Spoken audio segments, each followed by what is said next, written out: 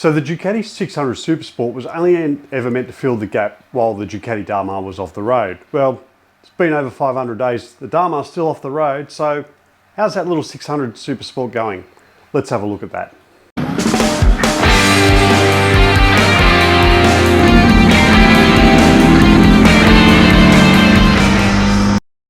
Hey everyone, welcome to Roads of Oz. My name is Matt. Well, today we're celebrating this little 600 Supersport's 500th day of being back on the road. Not that I've ridden it for 500 days, it's just been 500 days. So that means I've had to register it, insure it, and carry out maintenance on it. So what was that like?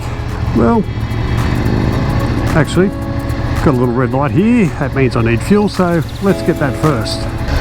Remember when we just popped $5 in and, you know, it would be enough to get you home? Oh, that's not the case anymore. It's now $10. Yay, inflation. Anyway, the whole experience of owning this has been very positive. I've enjoyed my time on it. I enjoyed riding it. Now, the riding position itself is very cramped, to say the least, and a lot of people that have had a go on it have said exactly the same thing, and they wonder how someone with my 6'4" frame can ride it. But I kind of knew this was going to be in a crouched position from day one. I was under no illusion. Even the 900 is just as cramped. Which makes you wonder why I haven't sold it and bought something more suitable. Well, in all honesty, I lusted after the 900. When they were, even when they were newish or even a couple of years old, I desperately wanted one, and back then they cost about 14 grand, and being on a second year apprentice wage, I just could not afford it. So I had to make do with what I had, which at the time was my 900 S2, but I would have dearly loved to have had a 900 Supersport. Now I know this one isn't a 900, and that's okay. The reason it's okay is, well, I got it for the right price, and overall the whole ownership experience has been quite good. Oh, bumps. Alright, anyway, let's get some fuel and we'll talk more about that.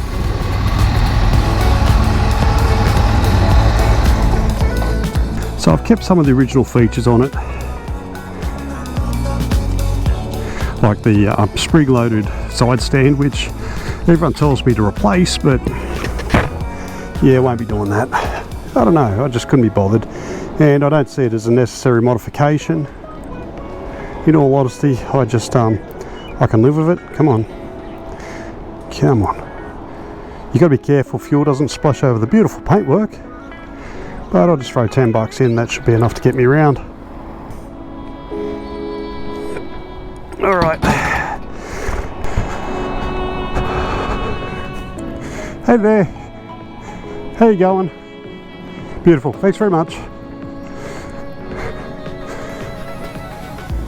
So like I was saying, one of the advantages of COVID, since we had to wear masks, I now don't have to take my helmet off going in to pay for fuel, because, well, that excuse no longer flies, does it, that they can't see your face. If you've got a mask on, they can't see your face either. And yes, it's one of the few advantages, it's one of the few things I take advantage of. Alright, well, while we're looking at this, I really need to get some sort of protection there, like a tank protector, and I think they'll be next on the order list, because these buckles will do damage. Let's go.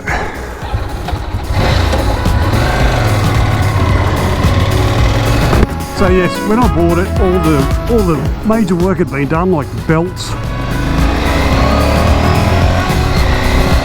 and all the fluids have been replaced, so it was just a matter of put it back together and enjoy it. Apart from the minor issue of there was an electrical issue which we traced it back to being a loose ground. Once that got sorted, everything else fell into place. Now that came at a bit of cost to us, because I ended up replacing quite a few items on it. Things like the fuel pump, which I probably did need to do. This switch is brand new and it was the last one available, so I thought, well, I'll replace that. These they don't have anymore in stock in Australia. Doesn't mean they're not available overseas. And it's all good. So the only repair I've had to do is I had to fix the speedo, which broke on the first ride post registration, and it was just a cable which ended up costing me $35, and I was able to do the repair myself. Happy days. It wasn't that technical. I thought I was going to have to pull the whole front wheel off and replace the drive, the speedo drive. Turned out it was just a snap cable, so replaced the cable and we're back on the road. Well, back able to read the speedo, sort of. Now, it's hard to see, but the speedo is constantly waving, typical old Ducati stuff. I don't know if it's come loose in the connectors, because when I first had it set up it was a lot steadier than that, or might have spare my imagination. Who knows? But overall, mechanically, she's been great. I start it, it runs, and I've done a few things to ensure it keeps starting, like fitted the cable for the battery tender, because the battery is in such a careless spot. So I just put the connectors on so it's easy to plug in and charge the battery. I find if I ride this bike fortnightly, you don't need to charge the battery as much, because just a good run, about a 50k run is enough to get the battery nice and charged. So a few of you are probably asking why I didn't buy the 900 instead of the 600 when that was my hero bike. Well, COVID made these bikes very desirable. They made everything expensive, but these bikes were already desirable, and a lot of people wanted the 900. So even a rough version of the 900 cost the same as what it did to purchase and fully restore this to this state. And this just come up right place, right time. I knew the owner, and it was just sheer luck that I got it, but good for me, I suppose. Now, I did spend more on it than I should have. The restoration is currently costs more than the bike's actually worth these days. You can find one of these on Facebook Marketplace in Australia for about $6 grand, so I reckon if you're a bit of haggling, and you can get $5.5 grand. On another note, see, it's revving quite high. The reason it's doing that is simply I need to adjust the idle, and I've been lazy, and every time I get home on that, I'll do it later, never do it. So if I adjust the idle, that will be fine. It's not a major issue. Future upgrades to the bike, well, I need to upgrade the exhaust. The exhaust on this is the standard one. It's got a bit of a leak, so I wouldn't mind finding an aftermarket exhaust. Trying to find an aftermarket exhaust for the 600 is not that easy. A lot of these 600s are crashed because they are actually learner approved. Now, I don't think this bike's ideal for learners personally, but due to its lack of power, it's eligible on the LAMS list anyway, which is the learner approved motorcycle scheme here in New South Wales. So would I recommend you get a 600 Supersport? Absolutely. You can get one cheap enough. It's a good entry level, almost classic Ducati. And in some states, territories and countries, because it's over 20 years, it's eligible for classic registration. So cool as. Even fully regoed and insured, this thing costs me about, I think it's about $600 a year rego and full comprehensive insurance, so not too bad. Would I have wanted the 900 over this? Absolutely, I'd love the 900, but if you're worried about power, this bike's not for you. And the reason I say that is these weren't powerful when they come out new. They're absolutely pounded by the press, saying, oh, they're horribly underpowered, because what the press were doing were comparing these to sports bikes. And honestly, a new 250cc motorcycle would probably be faster than this bike. So you don't ride this for its power. It handles beautifully. It's a lot of fun to throw around the twisties, and I absolutely love it for that. Also, they're just such good value, where your 900s is an extra, is almost double the asking price, and then sometimes 2.5 times the asking price of one of these.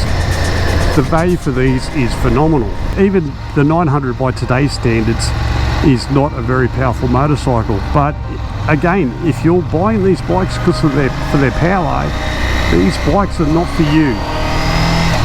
One of the other things that I was disappointed with is in myself, because I was always paranoid about the paintwork on this, and if it get damaged, I didn't ride it as much. And at the moment I'm down a commuter because I sold my CB125.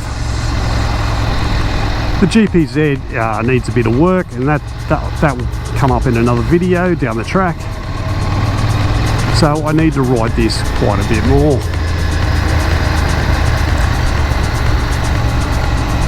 Would I do it again? 100%. This bike has been a lot of fun. And if you can get past its nasty accent, and if you can get past its lack of power, or its, I shouldn't say lack of power, what's a better word? It's just underpowered. And you got to remember, this bike, this motor was designed in the 70s and used all throughout the 80s and right up until I think the late 90s, even early 2000s on the 600, before it went to a 620cc, and that bad boy was fuel injected as well. This one, the 583cc, I'll put the power figures below, and it's just a fun bike to ride. Yep, I do get a bit sore after riding it, being crunched up all the time.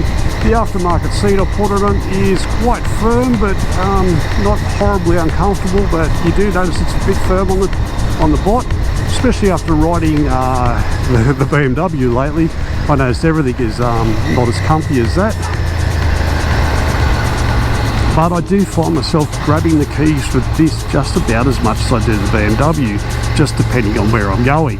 On the longer trips, the BMW, but on the trips with the classic Italian motorcycle club I'm in, I generally grab the keys for this one. Anyway, that's pretty much it from me. Thank you very much for watching. If you found the video interesting, please like, share, and if you haven't done so already, hit that subscribe button. Oopsie, that was dumb. That was dumb. I've just cut in front of a truck into his blind spot, so I'll just give him a bit of wave to see me not running me over like I deserve to be, and I'm back on my way.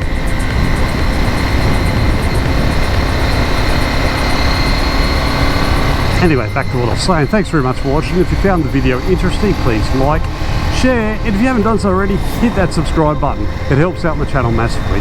Thanks for watching, and I'll see you on the next vid.